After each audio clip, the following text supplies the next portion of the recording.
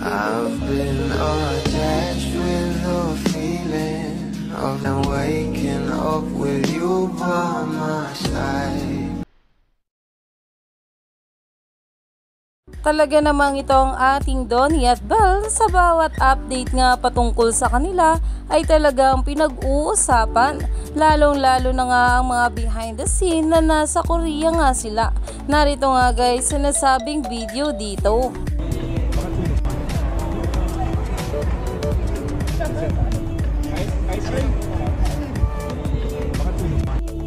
Umani nga agad ito ng maraming komento mula sa mga bula na sobrang harot nga raw ng ating Donnie Pangilinan kay Belle Mariano at talaga namang sweet na sweet nga dito ang ating couple.